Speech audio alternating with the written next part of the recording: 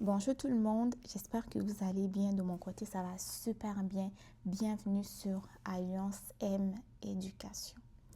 Lorsque vous voulez immigrer au Canada comme étudiant, vous devez savoir que le choix de vos études doit être stratégique parce que un mauvais choix d'études peut casser votre projet d'immigration.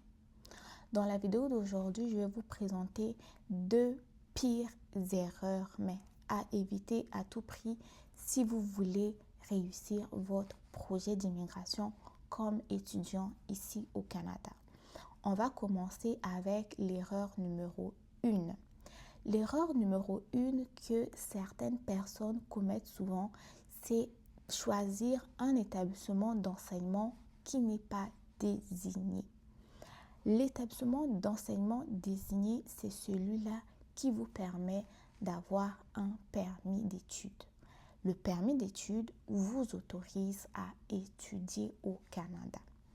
Mais lorsque vous choisissez un établissement d'enseignement qui n'est pas désigné, vous mettez complètement à la poubelle vos chances de pouvoir obtenir vos permis d'études et donc de ce fait venir étudier au Canada. Comment savoir si un établissement d'enseignement est désigné? C'est simple, vous allez vous rendre tout simplement sur le site de IRCC ou Immigration, Réfugiés, Citoyenneté Canada. Il y a une partie où vous pouvez vérifier si un établissement d'enseignement est désigné tel que je suis en train de vous montrer sur la petite vidéo qui défile tout juste à côté. La liste est longue, mais ça ne vous coûte rien de prendre le temps de vérifier que l'établissement que j'ai choisi, que ce soit le centre de formation professionnelle, que ce soit le centre de formation collégiale que j'ai choisi, est bel et bien désigné. Pourquoi? Parce que si l'établissement n'est pas désigné et que vous avez déjà fait votre demande d'admission, sachez que les frais des demandes d'admission généralement ne sont pas remboursables. Et tout dépendamment de la formation que vous aurez choisie, vous pourrez perdre beaucoup d'argent parce que généralement, les frais de demande d'admission dans les centres de formation professionnelle, souvent, ils sont même autour de 300 $, au cégep autour de 80 et pour les universités, ça va jusqu'à même 120 $. Donc, si vous ne voulez pas perdre de l'argent et du temps pour rien, prenez le temps nécessaire de vérifier si votre établissement d'enseignement est bel et bien désigné. Erreur numéro 2. Numéro 2, c'est choisir une formation qui n'est pas admissible au permis de travail post-diplôme. Votre but est d'étudier au Canada, rester au Canada pour acquérir de l'expérience professionnelle, candidater pour la résidence permanente, donc vous établir au Canada d'une façon légale. Vous allez devoir choisir une formation qui est admissible au permis de travail post-diplôme. Lorsque vous choisissez une formation professionnelle, cela est bien décrit. Lorsque vous choisissez une formation collégiale, universitaire aussi, il y a des critères à respecter. Mais tout dépendamment du niveau où vous êtes, si vous êtes en formation professionnelle, vous devez lire c'est quoi les conditions pour le permis de travail pour diplôme. Est-ce que ma formation est éligible? Est-ce que ma situation est éligible? Pourquoi est-ce que je parle de situation cette fois-ci? C'est parce qu'il y a des étudiants qui vont venir avec la famille aussi. Mais comment vérifier tout cela? Une fois de plus, sur le site d'Immigration, Réfugiés et Citoyenneté Canada. Tout est bien détaillé là-dessus. Premièrement, vous allez devoir vérifier que ma formation professionnelle est éligible au permis de travail pour diplôme. Ma formation collégiale est éligible au permis de travail pour diplôme. Ma formation universitaire est éligible au permis de travail pour diplôme. Pourquoi est-ce que je dis que vous devez vérifier les conditions? Parce que avant 2026 ou vers la fin de au début de l'année 2025 même, pour obtenir un permis de travail pour diplôme, il vous suffisait tout simplement d'avoir une formation comprise entre 900 à 1800 heures. Or, depuis quelques mois, pour obtenir un permis de travail pour diplôme, il y a aussi des conditions reliées à la connaissance du français à respecter. Or, ces conditions-là ne s'appliquent pas à tous les étudiants. Ces conditions-là s'appliquent à une certaine catégorie d'étudiants, ok? Ce n'est pas les mêmes conditions qui vont s'appliquer aux étudiants professionnels qu'aux étudiants au niveau collégial et aussi aux étudiants au niveau universitaire. Il y a certains étudiants qui sont exemptés de l'exigence du français et il y a d'autres qui ne le sont pas. Mais comment vérifier tout cela? Ça va être sur le site de IRCC au niveau du permis de travail post-diplôme. Vous allez devoir y aller, ok? Vous allez devoir vous y rendre, prendre le temps de lire vraiment pour maîtriser le critère qui s'adresse à vous. Parce que vous qui me suivez, je ne sais pas si vous êtes intéressé par la formation professionnelle collégiale et autres, parce qu'il y a tellement de critères que si je commence à les détailler dans la vidéo d'aujourd'hui, elle va être un peu trop longue. Donc, je vous mettrai le lien dans la description de la vidéo, mais de grâce, prenez le temps d'aller lire parce que c'est très, très important. Erreur numéro 3, cette fois-ci, c'est choisir une formation qui est trop générale, qui est non qualifiante. Pourquoi est-ce que je veux parler de formations qui sont généraux?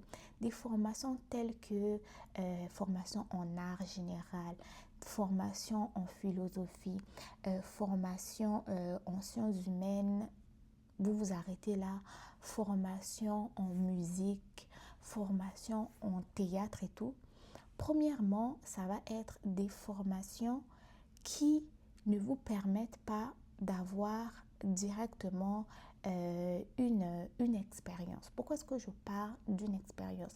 Parce que si on prend par exemple les formations telles que en soins infirmiers, lorsque vous étudiez, vous avez des stages sur le marché, ok? Vous avez des stages à l'hôpital, vous avez des stages en communautaire. Même si je prends l'exemple d'une formation telle que soudeur-monteur, vous avez des stages. Les stages, c'est la pratique, ok? Et ce sont des formations où quand tu vas étudier, tu vas facilement trouver un emploi parce que tu sais déjà comment faire. Or, les employeurs vont privilégier vraiment des compétences qui sont pratiques, ok, qui sont vérifiables. Or, l'art, oui, tu peux faire ça dépend de l'art que tu pratiques. Ça peut être la danse, ça peut être la musique et tout, mais ce sont des emplois il y a certains même qui sont tellement saturés et il y a certains que tu vas être là à attendre des années pour trouver l'emploi et c'est pas des formations vraiment qui sont faciles, surtout pour les immigrants parce que quand tu arrives, tu veux commencer à travailler. Donc, il y a certains emplois même tels que le journalisme, c'est bien, mais ce sont des emplois qui sont très saturés au niveau local, ok? Combien de gens ont fait des études en journalisme? Ils sont encore là, il n'y a toujours pas d'emploi. Combien de gens ont fait des études en philosophie? Ils sont là, il n'y a pas d'emploi. Pourquoi? Parce que la seule possibilité, soit tu vas devenir, je ne sais pas, animer des débats à la télé, parce qu'à la télé, là, c'est encore quelque chose, ou travailler comme prof de philosophie. Donc, ce que vous devez faire, c'est choisir une formation qui va vous permettre d'avoir un emploi facilement, rapidement et acquérir de l'expérience pour pouvoir remplir les critères de votre permis post-diplôme et commencer déjà les conditions de la résidence permanente. Quand tu fais une formation qui est très recherchée sur le marché, tu vas tout simplement postuler et attendre être appelé, ok? Si surtout tu te concentres sur les domaines qui sont en pénurie, là ça va être encore plus facile. Si c'est la musique que tu veux faire là, même si tu sais que tu vas chômer, même si tu sais que tu vas chercher les contacts, le réseau longtemps avant de pouvoir être embauché quelque part, mais c'est ça que tu veux faire, fais-le. Mais pour un immigrant qui va dépenser de l'argent, qui a un objectif précis, qui n'a pas de réseau, qui veut travailler, qui veut obtenir cette expérience canadienne que tous les employeurs demandent, cherche des emplois qui sont facilement compétitifs sur le marché de l'emploi, tels que dans le domaine de la santé, tels que le génie, l'informatique, l'éducation, les services sociaux ou les métiers. Beaucoup de personnes négligent les métiers. Mais les métiers là, sachez que c'est l'avenir. Quand je parle des métiers, je parle des métiers ou des emplois dans le domaine de la construction. Ça, ce sont des emplois fiables. Tu sais qu'il y aura toujours une demande dans ce secteur. Pourquoi? Parce qu'on aura toujours besoin de construire des maisons. On aura toujours besoin d'un soudeur. On aura toujours besoin d'un plombier. On aura toujours besoin d'un électricien. Alors, si tu veux travailler dans un domaine qui est sécuritaire, un domaine où tu sais que tu seras toujours recherché, choisis parmi cette liste-là que je viens de te proposer. Mais si tu veux suivre ton cœur, tu as le choix aussi. Étudie en art, étudie en musique, en philosophie. À la fin de la journée, chacun fait ce qu'il veut.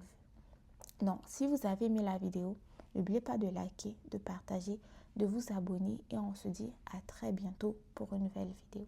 Bye bye.